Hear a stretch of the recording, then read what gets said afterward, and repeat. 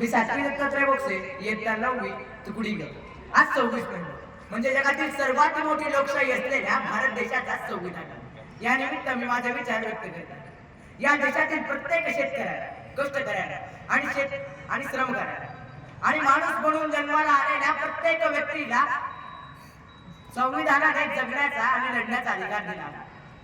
आपल्या भारत देशाचे संविधान विविध देशांच्या संविधानात अहोरात्र अभ्यास करून डॉक्टर बाबासाहेब आंबेडकरांनी बनवले आहे. त्यांना मी प्रथम अभिवादन करतो. त्यांच्याविषयी मी म्हणेन, दलितांचे ते तलवार होऊन गेले, अन्यायाविरुद्ध प्रहार होऊन गेले. दलितांचे ते तलवार होऊन गेले, अन्यायाविरुद्ध प्रहार होऊन गेले. होते ते गरीबच परंतु अख्ख्या जगाचा कोहिनूर होऊन गेले, परंतु अख्ख्या जगाचा कोहिनूर होऊन गेले.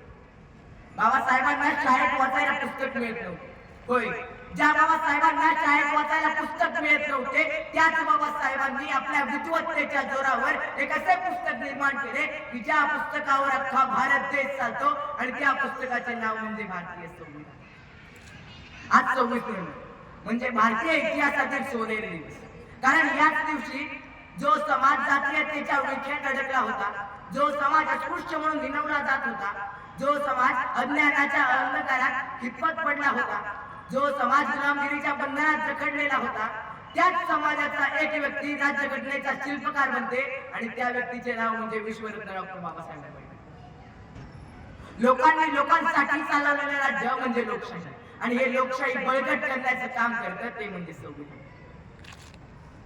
संविधान बनवण्यासाठी अत्यंत दीर्घ कालावधी लागला. यासाठी प्रथम संविधान सभेची स्थापना करण्यात आली.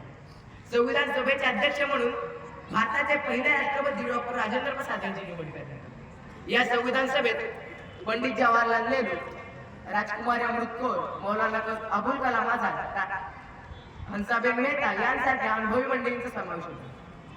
संविधान लिहिण्यासाठी तब्बल 2 वर्ष 11 महिने 18 दिवसांचा कालावधी, 144 दिवस चर्चा आणि 389 विद्वान सदस्यांच्या या मंथनातून संविधानाला चालू लागले. संविधान लिहिण्यासाठी तब्बल 254 दौत तर 303 पेन वापरण्यात आले. संविधानात एकूण 22 भाग, 395 कलमे तर 8 परिशिष्टे होते.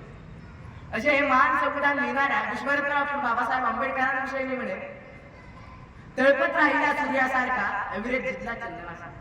तळपत राहिल्या सूर्यासारखा अविरत जिंकला चंदनासारखा. देणे आम्हा नवजीवन, बनवला माणूस, शिकवली मानवता आणि झाला विराजमान.